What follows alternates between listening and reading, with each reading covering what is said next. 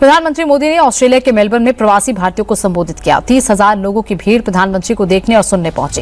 प्रधानमंत्री का संबोधन शुरू होते ही पूरा हॉल मोदी मोदी के नारों से गूंज उठा। केमचो से संबोधन की शुरुआत के बाद प्रधानमंत्री ने कहा कि भारतीयों की वजह से भारत और ऑस्ट्रेलिया के रिश्ते नई ऊंचाई पर हैं। 21वीं सदी का भारत विकसित होने के लक्ष्य पर है। हम जल्द टॉप 3 इकोनॉमी बनना चाहते हैं। आज का भारत कहता है ग्रो मोर, अचीव मोर। प्रधानमंत्री मोदी ने मेलबर्न में भारतीयों के बीच ऑपरेशन सिंदूर का भी जिक्र किया। कहा कि ऑपरेशन सिंदूर के दौरान पूरी दुनिया ने भारत की ताकत का डेमो देखा। धमाके आतंकी ठिकानों पर हुए, लेकिन उसकी गूंज पूरी दुनिया में सुनाई दी। प्रधानमंत्री मोदी ने मेक इन इंडिया को ग्लोबल ब्रांड बताते हुए कहा कि आज चिप से लेकर शिप तक सब भारत में बन रहे हैं। प्रधानमंत्री ने कहा कि हम भारतीय दूध में चीनी की तरह है, जो पूरी दुनिया में प्रेम खोलते रहते हैं। मेलबर्न में भारतीयों के बीच संबोधन के दौरान प्रधानमंत्री मोदी और ऑस्ट्रेलियाई प्रधानमंत्री एंथनी एल्बनीज की जबरदस्त केमिस्ट्री देखने को मिली। दोनों एक साथ वेन्यू पर पहुंचे और फिर एक दूसरे की तारीफों के पुल बांटे। प्रधानमंत्री मोदी ने एल्बनीज को भारत का बेहतरीन दोस्त बताते हुए कहा कि एल्बनीज जब बोलते हैं तो भारतीयों के दिल दिमाग पर छा जाते हैं। तो वह एल्बनीज ने कहा कि प्रधानमंत्री मोदी ऑस्ट्रेलिया के सच्चे दोस्त हैं। ये दो बड़े लोकतांत्रिक देशों की दोस्ती का जश्न है। प्रधानमंत्री मोदी के ऑस्ट्रेलिया दौरे पर दोनों देशों के बीच परमाणु ऊर्जा के क्षेत्र में बड़ा समझौता हुआ। डील के तहत ऑस्ट्रेलिया भारत को यूरेनियम सप्लाई करेगा। मेलबर्न में ऑस्ट्रेलियाई प्रधानमंत्री के साथ द्विपक्षीय वार्ता में रक्षा, व्यापार, ऊर्जा, स्पेस और क्रिटिकल मिनरल्स को लेकर कई समझौते हुए। बैठक के बाद पीएम ने दुनिया भर में चल रहे तनाव को लेकर बड़ी बात कही। प्रधानमंत्री ने कहा कि वार्ता और कूटनीति ही युद्ध का समाधान है। मेलबर्न में भारत ऑस्ट्रेलिया सीईओ फोरम और economic road map business reception में पीएम मोदी और पीएम एंथनी एल्बनीज शामिल हुए। कार्यक्रम को संबोधित करते हुए पीएम ने कहा कि दुनिया अभी अनिश्चितता, सप्लाई चेन में रुकावट और ऊर्जा संकट के दौर से गुजर रही है। ऐसे वक्त में भारत और ऑस्ट्रेलिया का स्वाभाविक और भरोसेमंद साझेदार के तौर पर आगे बढ़ना स्वाभाविक और जरूरी है। ऑस्ट्रेलिया ने भारत के इंफ्रास्ट्रक्चर फंड में $500 मिलियन के निवेश का ऐलान किया। राम मंदिर चढ़ावा चोरी के मामले में बड़ा खुलासा हुआ है। सूत्रों के मुताबिक नोटों की गिनती के दौरान नहीं, बल्कि उससे पहले ही चढ़ावे की चोरी होती थी। मशीनों के जरिए नोटों की गिनती होती थी। मतलब साफ है कि उस दौरान चोरी की गुंजाइश नहीं थी। इसीलिए आरोपी गिनती से पहले ही चढ़ावे में आए नोट छुपा लेते थे। आरोपियों का काम दान पात्र में आए नोटों को सीधा करके एक साथ सलीके से लगाना था और यही वो अपना हाथ साफ कर लेते थे। अयोध्या में राम मंदिर चढ़ावा चोरी मामले के बाद ट्रस्ट ने बड़ा कदम उठाया। चंपत राय, गोपाल राव और अनिल मिश्रा की वीआईपी दर्शन पास बनाने वाली आईडी बंद कर दी गई है। अब उनके आईडी से कोई पास जारी नहीं होंगे। दरअसल पहले जिनकी रिकमेंडेशन पर जो श्रद्धालु आते हैं, उनके आईडी से सुगम दर्शन और विशिष्ट दर्शन पास जारी किए जाते थे। टिन्नू यादव इसी सिस्टम का फायदा उठाकर सैकड़ों पास जारी करवा चुका है। चंपत राय और अनिल मिश्रा के करीबी भी पास जारी करवाने का गोरख धंधा चला रहे थे। चुनाव से पहले पंजाब कांग्रेस की गुटबाजी थमती नहीं दिख रही है। चरणजीत सिंह चन्नी ने फिर अपने समर्थकों के साथ चंडीगढ़ में मीटिंग की। तय हुआ कि शनिवार को चन्नी गुट पंजाब कांग्रेस के प्रभारी भूपेश बघेल से मिलेगा। चन्नी के साथ जितने भी नेता हैं वो सब बघेल से मिलेंगे, यानी कि एक तरीके से शक्ति प्रदर्शन करेंगे। बघेल पिछले 4 दिन से चंडीगढ़ में है। कांग्रेस आलाकमान की ओर से उन्हें पार्टी के अंदरूनी कलह को सुलझाने के लिए भेजा गया है। हरियाणा में भी कांग्रेस की गुटबाजी खुलकर सामने आ रही है। नए प्रभारी के स्वागत समारोह में भूपेंद्र सिंह हुड्डा ने सुरजेवाला गुट का सपोर्ट मांगा, तो सुरजेवाला ने भी हुड्डा के मुंह पर ही 2 टूक जवाब दे दिया। हुड्डा ने कहा कि सुरजेवाला आप मेरा साथ दो, फिर धमाका देखो। जवाब में सुरजेवाला ने कहा कि 20 साल से तो आपका ही साथ दे रहा हूं, अब साथ देने की बारी आपकी है। 56 साल में सिर्फ 3 बार ऐसा हुआ है कि हरियाणा में कांग्रेस ने अपने दम पर बहुमत पाया।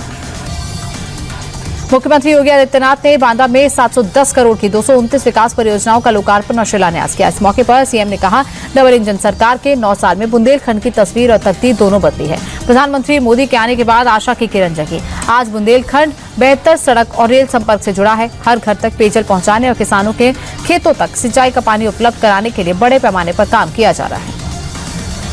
ममता बनर्जी ने अपने समर्थकों को थप्पड़ जड़ दिया। दरअसल बुधवार को ममता बनर्जी बारुईपुर रेप मर्डर कांड के विरोध में मार्च निकाल रही थी। इस दौरान चोर चोर किनारेबाजी हुई। टीएमसी कार्यकर्ताओं पर अंडे फेंके गए। बीजेपी टीएमसी के कार्यकर्ता भिड़ गए। ये सब देखते हुए ममता बनर्जी का शायद संयम जवाब दे गया और उन्हें अपनी पार्टी के समर्थक को ही थप्पड़ जड़ दिया।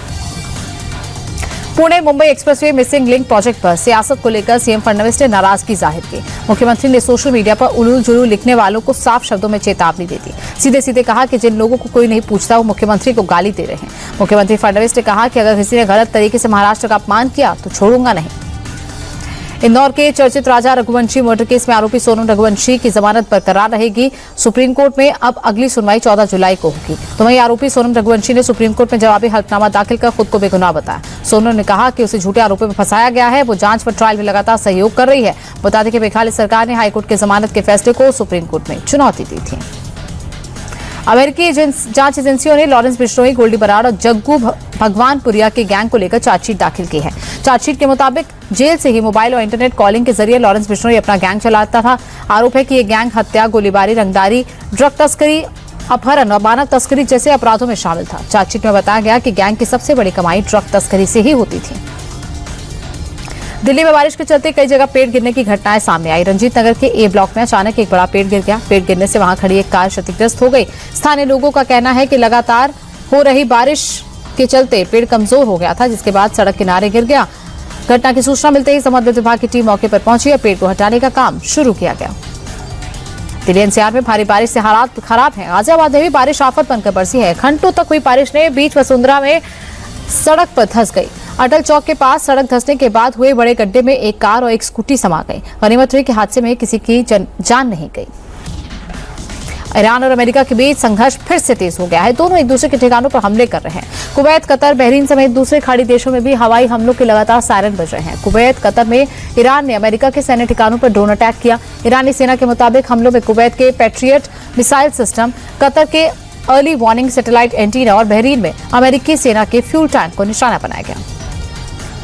ईरान पर लगातार दूसरे दिन भी अमेरिका के ताबड़तोड़ हमले जारी हैं। ईरान के कोनार्क और चाबहार समेत कई शहरों में अमेरिकी सेना एक के बाद एक एयर स्ट्राइक कर रही है। चाबहार पोर्ट पर कई धमाके देखे गए। चाबहार के पास ईरानी मिलिट्री बेस पर भी अमेरिका ने हमला किया। बुशर और सिस्तान में भी अमेरिकी लड़ाकू जहाजों ने भीषण बमबारी की। अमेरिकी राष्ट्रपति डोनाल्ड ट्रंप ने ईरान के लीडर्स को बीमार मानसिकता वाला कहा और यह दावा किया कि इस बार लड़ाई लंबी नहीं खिंचेगी। अमेरिका अपना काम जल्दी कर देगा। राष्ट्रपति ट्रंप ने कहा कि वो ईरान की किल लिस्ट में नंबर 1 पर है, लेकिन वो अपना काम पहले खत्म कर देंगे। रूस और यूक्रेन के बीच भीषण युद्ध जारी है। रूस ने यूक्रेन की राजधानी कीव में एक बार फिर से एयर स्ट्राइक की। हमले में 2 लोगों की मौत हुई, 9 लोग घायल हुए। भीषण हमले में 3 मंजिला इमारत में आग लग गई। इमारत को भारी नुकसान पहुंचा। मौके पर पहुंचकर दमकल कर्मियों ने आग पर काबू पाया। दक्षिण चीन में बाढ़ बारिश से हाहाकार मचा हुआ है। ग्वांगशी इलाके में बाढ़ का जबरदस्त कहर बरपाया। नदी नाले उफान पर है। चारों ओर पानी ही पानी है। रिहायशी इलाकों में पानी घुस गया है। बाढ़ बारिश की चपेट में आने से 6 लोगों की मौत हुई है। 8,000 से ज्यादा लोगों ने 5,700 नाव की मदद से करीब 1.5 लाख लोगों को रेस्क्यू कर सुरक्षित स्थान पर पहुंचाया है।